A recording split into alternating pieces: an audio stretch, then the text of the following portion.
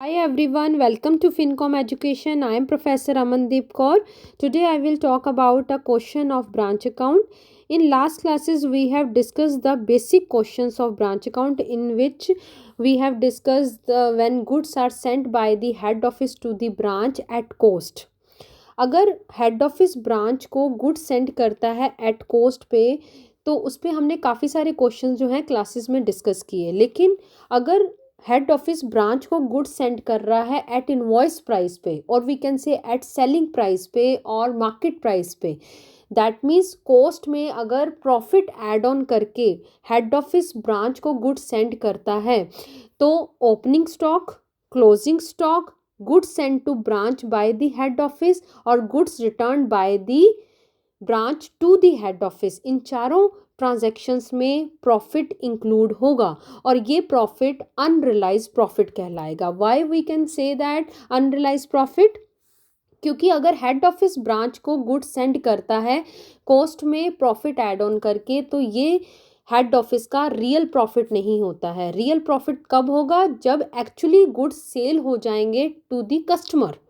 Customer को जब हम गुड्स सेल कर देते हैं तो वो बिजनेस का रियल प्रॉफिट होता है। लेकिन अगर हेड ऑफिस अपनी ही ब्रांच को गुड्स सेंड कर रहा है कस्टमर को सेल करने के लिए गुड्स, तो ये हेड ऑफिस का रियल प्रॉफिट नहीं होता है, इसलिए हम इसे अनरियलाइज प्रॉफिट कहते हैं। और ये अनरियलाइज प्रॉफिट चार ट्रांजैक्शन में इंक्लूड होता है: ओपनिंग स्टॉक में, क्लोजिंग स्टॉक में, goods sent by the branch to the head office और goods sent by the head office to the branch. इन चारों चीज़ों में प्रॉफिट इंक्लूड होगा और ये प्रॉफिट अनरियलाइज प्रॉफिट कहलाएगा। और इस अनरियलाइज प्रॉफिट को हमें ब्रांच अकाउंट बनाते टाइम डिलीट करना होगा, इसके इफेक्ट को कैंसिल करना होगा। तो ब्रांच अकाउंट प्रिपेयर करने के 3 मेथड्स हैं, जिसमें से आज हम फर्स्ट मेथड पे बात करेंगे। जब हमें ब्रांच अकाउंट प्रिपेयर करना है एट इनवॉइस प्राइस पे, this is the first method. जब हमें ब्रांच अकाउंट इनवॉइस प्राइस पे प्रिपेयर करना होगा, तो इनवॉइस प्राइस पे हम प्रिपेयर तो करेंगे, बट साथ ही हम इसके अनरियलाइज प्रॉफिट जो ओपनिंग स्टॉक में, क्लोजिंग स्टॉक में, goods sent to branch by the head office में और goods returned by the branch to the head office में इंक्लूड होगा। तो इस अनरियलाइज प्रॉफिट के इफेक्ट को हमें कैंसिल भी करना होगा। तो आज हम फर्स्ट मेथड पे बात करने जा रहे हैं, अकाउंटिंग ऑन इनवॉइस प्राइस। तो ब्रांच अकाउंट प्रिपेयर करने के लिए हमें कई सारी चीज़ों का ध्यान रखना होता है, जो इस क्वेश्चन में हम डिस्कस करेंगे। Let's start the question. In this question there is written Sanjay cloth mills send to the goods to the Agra branch at cost plus 25%। तो वो हेड ऑफिस ब्रांच को गुड्स सेंड करता है कोस्ट में 25% प्रॉफिट ऐड ऑन करके। इसका मतलब चार चीज़ों में अनरियलाइज प्रॉफिट इंक्लूड होगा इसमें: ओपनिंग स्टॉक में, क्लोजिंग स्टॉक में, goods send to branch by the head office में और goods return by the branch to the head office में। तो चारों में हम अनरियलाइज प्रॉफिट को कैंसिल करेंगे। और फॉलोइंग इंफॉर्मेशन गिवन है: goods send to the branch, goods return by the branch, goods return by the customer. Goods return by the customer is the sale return. Next, cash remitted to the head office, cash sales, credit sales, discount allowed, bad debts and expenses remitted by the head office. Following expenses इसमें दे रखे हैं जिसके लिए head office ने cash send किया है to the branch. Opening stock, closing stock and opening debtors are given in this question. On the basis of following information, we have to prepare branch account at invoice price. So let's start the solution. First of all we make the proforma in the books of head office. Head office का name है Sanjay cloth mills and branch account, तो branch account में branch का name लिखेंगे Agra branch account. For the year ended, जिस भी year के and में हम बना रहे हैं, in this question there is no return कि आप फाइनेंशियल ईयर के एंड में बना रहे हो या कैलेंडर ईयर के एंड में बना रहे हो, तो जो भी डेट मेंशन होगी हमें वो मेंशन करनी होगी। डेबिट क्रेडिट 2 साइड्स बनाओगे। डेबिट साइड में 2 कॉलम्स होंगे, particulars amount, and credit side में भी 2 कॉलम्स होंगे, पर्टिकुलर्स अमाउंट।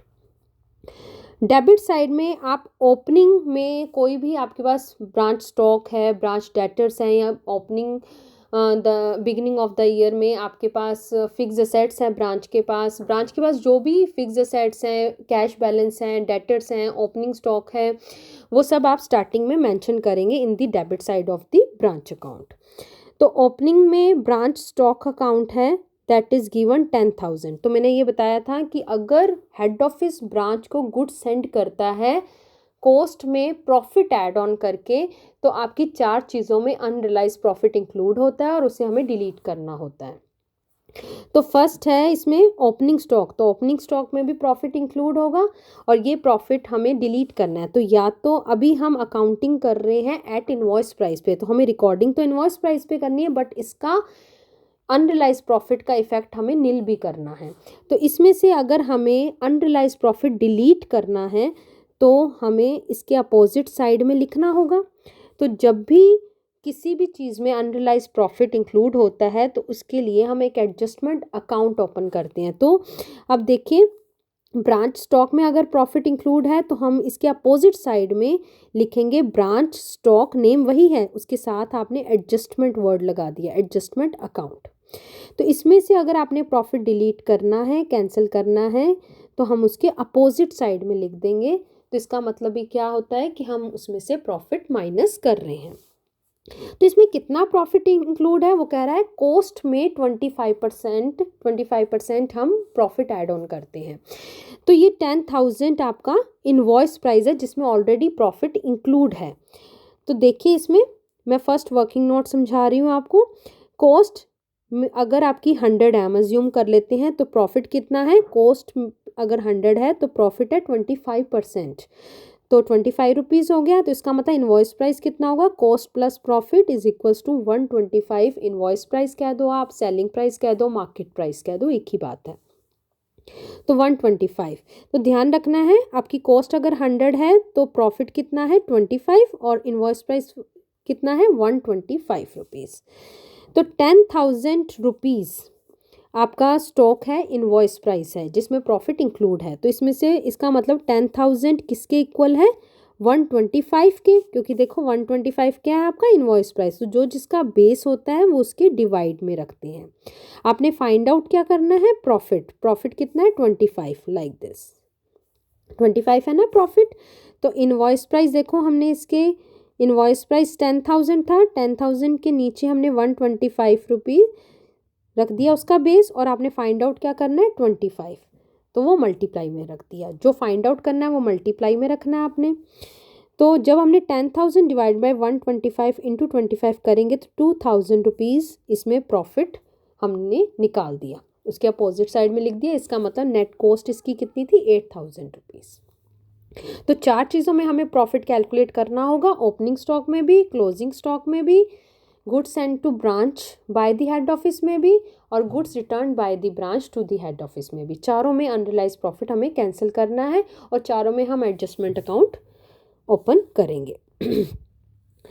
सेकंड, इसमें हम लिखेंगे ओपनिंग, हमें दे रखे हैं branch debtors. Branch debtors opening दे रखे हैं 13,040 रुपीज़।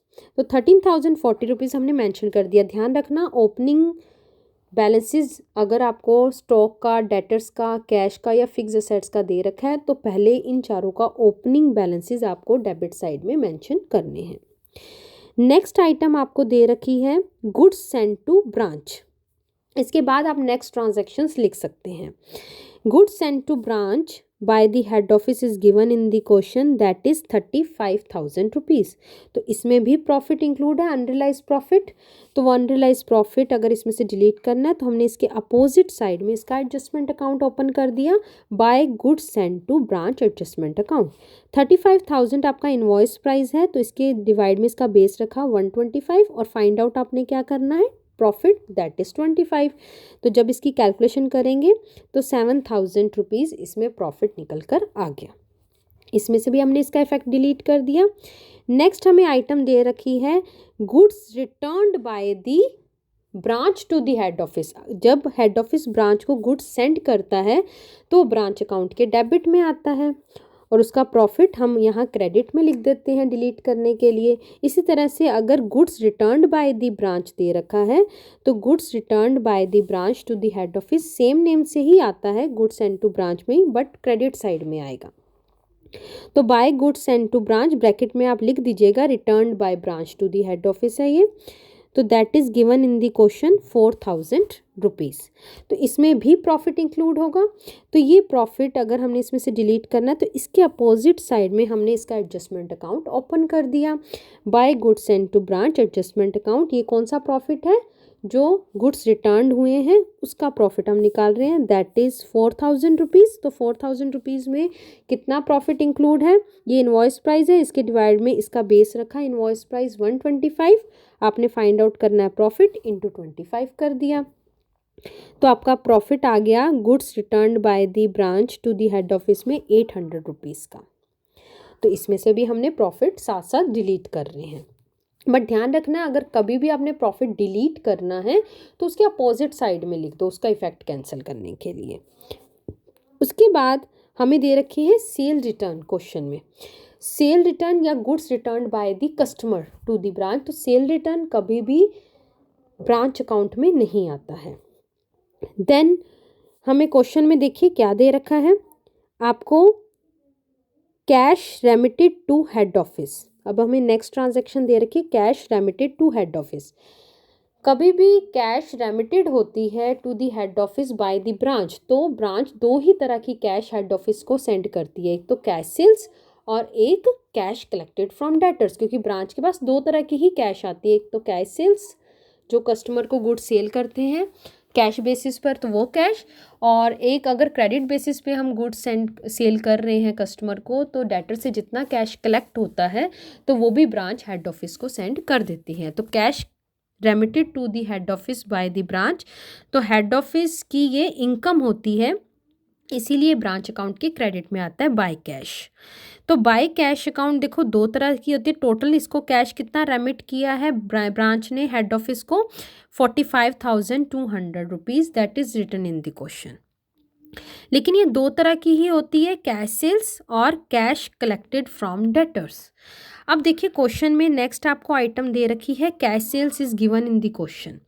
तो कैश सेल्स दे रखी है, कैश सेल्स 17,200 है और कैश कलेक्टेड फ्रॉम डेटर्स और कैश सेल्स का टोटल होता है total cash remitted by the branch to the head office. Branch head office को कितना कैश टोटल सेंड कर रही है 45,200, इसमें से कैश सेल्स है 17,200 जो क्वेश्चन में गिवन थी। तो इसका मतलब कैश कलेक्टेड फ्रॉम डेटर्स कैसे निकलेगा 45,200 माइनस 17,200, तो ये आ जाएगा आपका 28,000 rupees cash collected from debtors.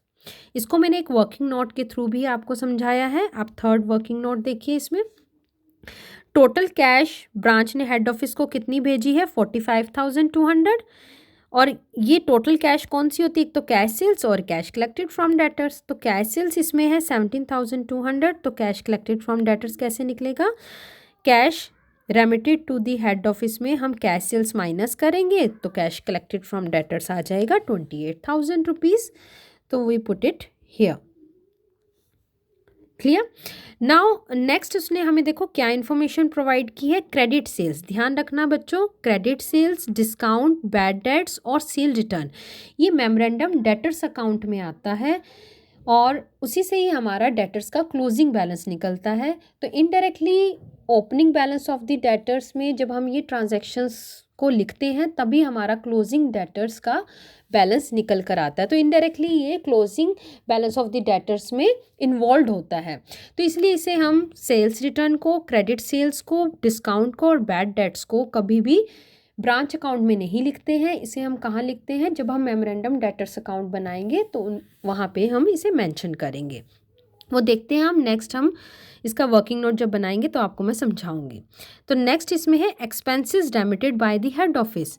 Head office ने फॉलोइंग एक्सपेंसेस करने के लिए ब्रांच को कैश जो है सेंड की है। तो देखिए जब भी हेड ऑफिस ब्रांच को कैश सेंड करता है या कोई भी एक्सपेंस करता है हेड ऑफिस ब्रांच के लिए, तो वो उसके डेबिट साइड में आता है टू कैश। तो रेंट, सैलरी, वेजेस, टैक्सेस और सेल्स, सेफ भी सेफ होता है एक तरह का लॉकर। तो ये फिक्स असेट होती है। तो फिक्स असेट खरीदने के लिए भी ब्रांच को कैश सेंड की है हेड ऑफिस ने। तो जो भी फॉलोइंग कैश सेंड की है फॉर द फॉलोइंग एक्सपेंसेस के लिए हमने टोटल इसका बाहर लिख दिया। ध्यान रखना, कभी भी कोई फिक्स असेट ब्रांच या हेड ऑफिस परचेज करके देता है, या जैसे हेड ऑफिस ने सेफ खरीदी, सेफ मतलब लॉकर खरीदा फॉर द ब्रांच, या कोई भी फर्नीचर खरीदा है ब्रांच के लिए, तो हेड ऑफिस अगर कोई खर्चा कर रहा है तो वो टू कैश में आ जाएगा। तो ध्यान रखना है, the end of the year वो क्लोजिंग बैलेंस उसमें मेंशन भी आपको करना होगा। क्लोजिंग बैलेंस आपको एंड में, देखो एंड में मैंने यहाँ मेंशन भी किया है by branch safe account closing balance. लेकिन क्लोजिंग बैलेंस कैसे मेंशन करोगे, इसमें से जैसे सेफ आपकी 2200 रुपये की है, इसमें से डेप्रिसिएशन माइनस करके आपको इसका क्लोजिंग बैलेंस यहाँ लिखना होता है। लेकिन आपको डेप्रिसिएशन जो है सेफ का, लॉकर का गिवन नहीं है। सो अगर आपको सेफ या लॉकर का डेप्रिसिएशन रेट गिवन नहीं हो तो हम जो भी उसका परचेज कॉस्ट थी वही हम उसे क्लोजिंग बैलेंस में लिख लेंगे। लेकिन अगर मान लो डेप्रिसिएशन 10% दिया होता, फॉर एग्जाम्पल क्वेश्चन में 10% डेप्रिसिएशन दे रखा है, तो हम 2200 रुपये में आपने परचेज किया था, तो 2200 में से आप 10% डेप्रिसिएशन माइनस करके, दैट मीन्स 2200 में से हम 220 माइनस करके देन क्लोजिंग बैलेंस यहाँ पे मेंशन करते। तो ध्यान रखना, अगर कभी भी कोई फिक्स असेट्स परचेज की जाती है विद इन अ ईयर और हेड ऑफिस परचेज करके देता है तो आपके ब्रांच अकाउंट के डेबिट में भी आएगा टू कैश, और क्लोजिंग बैलेंस में भी आप शो करोगे by branch fix asset account. लेकिन जो क्लोजिंग बैलेंस में आप शो कर रहे हो वो कॉस्ट माइनस डेप्रिसिएशन करके ही आपको यहाँ मेंशन करना है। लेकिन अगर मान लो डेप्रिसिएशन रेट गिवन नहीं है तो आप कॉस्ट ही यहाँ पर मेंशन कर दोगे। एक मैंने ऐसा क्वेश्चन करवाया भी था आपको लास्ट क्लास में कि अगर मान लो कि ब्रांच ने खुद ही कोई फिक्स असेट्स परचेज कर ली है, तो खुद अगर परचेज करता है ब्रांच तो वो मेमोरेंडम कैश अकाउंट बनाएगा, तब ये परचेज जो उसकी कॉस्ट है फिक्स असेट की वो ब्रांच अकाउंट के डेबिट में नहीं आएगी, मेमोरेंडम आपको ब्रांच कैश अकाउंट बनाना पड़ेगा, उसमें आएगी। तो हम अनदर वीडियो में मैं आपको इस पे एक और क्वेश्चन करवा दूंगी जिसमें ऐसा कंसेप्ट भी आएगा। तो अभी तो क्या है, फिक्स असेट्स किसने परचेज किया, हेड ऑफिस ने, तो टू कैश में हमने लिख दिया। लेकिन the end of the year भी आपको क्लोजिंग फिक्स असेट्स लिखनी होगी, ब्रांच सेफ अकाउंट या ब्रांच फर्नीचर अकाउंट या ब्रांच फिक्स असेट अकाउंट। लेकिन कैसे लिखनी है, जो भी उसकी कॉस्ट है उसमें से डेप्रिसिएशन माइनस करके। इस क्वेश्चन में डेप्रिसिएशन रेट गिवन नहीं थी इसलिए हमने कॉस्ट ही यहाँ पर लिख दिया है। क्लोजिंग बैलेंसेस हमेशा क्रेडिट साइड में एंड में मेंशन करना है, ये ध्यान रखना है आपने। नेक्स्ट देखिए इसमें क्या चीज़ दे रखी है आपको, क्लोजिंग स्टॉक गिवन है, तो हमने क्लोजिंग स्टॉक देखिए यहाँ पे लिख दिया by branch stock account 8000 rupees. तो ध्यान रखना, अगर गुड्स सेंड हो रहे हैं the head office to the branch at cost plus profit add on करके, तो आपकी चार चीज़ों में प्रॉफिट इंक्लूड होता है ना, ओपनिंग स्टॉक में, क्लोजिंग स्टॉक में, goods send to branch by the head office में और goods return by the branch to the head office में, चारों में हमें प्रॉफिट ये डिलीट करना होता है। तो उसके अपोजिट में हम एडजस्टमेंट अकाउंट ओपन करते हैं। तो लाइक दिस हम क्लोजिंग जो ब्रांच स्टॉक अकाउंट है इसमें भी हम प्रॉफिट डिलीट करने के लिए इसके अपोजिट साइड में देखिए मैंने लिखा है to branch stock adjustment account 8000 rupees divided by, उसका बेस क्या था इनवॉइस का, क्योंकि 8000 is the invoice price, divided by 125। Find out क्या करना है आपने, 25 प्रॉफिट फाइंड आउट करना है ना, तो इंटू 25 कर दिया। 8000 डिवाइडेड बाय 125 इंटू 25 किया तो 1600 रुपये का ब्रांच स्टॉक में प्रॉफिट हमने उसका डिलीट कर दिया 1600 रुपीज़ का। अब हमें क्वेश्चन में कहीं पे भी देखिए ओपनिंग डेटर्स गिवन है, क्लोजिंग डेटर्स आपको गिवन नहीं है।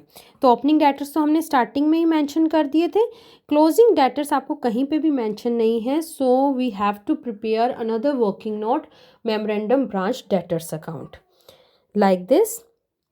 क्लोजिंग डेटर्स निकालने के लिए। तो ओपनिंग डेटर्स आपको दे रखे हैं, तो ओपनिंग डेटर्स हमारी एसेट होती है, इसलिए उसका ओपनिंग बैलेंस हमेशा डेबिट होगा। तो डेबिट में हम लिखेंगे टू बैलेंस BD 13,040 रुपीज़। और क्रेडिट सेल्स से हमारे डेटर्स इंक्रीज़ होते हैं, तो जब भी किसी भी ट्रांजैक्शन से डेटर्स इंक्रीज़ होंगे वो डेबिट में आएंगे, और डेटर्स डिक्रीज़ होंगे तो क्रेडिट में आएंगे। तो क्रेडिट सेल्स से हमारे डेटर्स इंक्रीज़ होते हैं, तो 24,000 रुपीज़ क्रेडिट सेल्स क्वेश्चन में गिवन थी, वो हमने यहाँ मेंशन कर दी। तो मैंने बताया भी था कि क्रेडिट सेल्स ब्रांच अकाउंट में नहीं आती है, वो यहाँ आती है। इसी तरह से goods return by the customer to the branch, sale return भी हमारे ब्रांच अकाउंट में नहीं आई थी। वो सेल रिटर्न से क्या होता है, डेटर्स डिक्रीज हो जाते हैं, इसलिए वो क्रेडिट में आते हैं। Cell return 600 rupees. डिस्काउंट अगर डेटर्स को आप देते हो तो डेटर्स डिक्रीज हो जाएंगे, क्योंकि डेटर्स को कम पेमेंट करनी होगी उतनी, तो ये भी हमने यहाँ मेंशन कर दिए 160 rupees. Bad debts, that means debtors insolvent हो गए, वो हमें क्रेडिट पे नहीं कर सकते हैं, तो इससे भी हमारे डेटर्स डिक्रीज हो जाते हैं। तो bad debts is the loss, तो आपके बैड डेट्स भी डेटर्स के क्रेडिट साइड में आ गए 280 रुपीज़। और कैश कलेक्टेड फ्रॉम डेटर्स, जब डेटर्स हमें पेमेंट कर देते हैं तब भी हमारे डेटर्स डिक्रीज हो जाते हैं। जो कैश कलेक्टेड फ्रॉम डेटर्स हमने थर्ड वर्किंग नोट में निकाला भी था, 28,000 रुपीज़ वी मैंशनड हियर।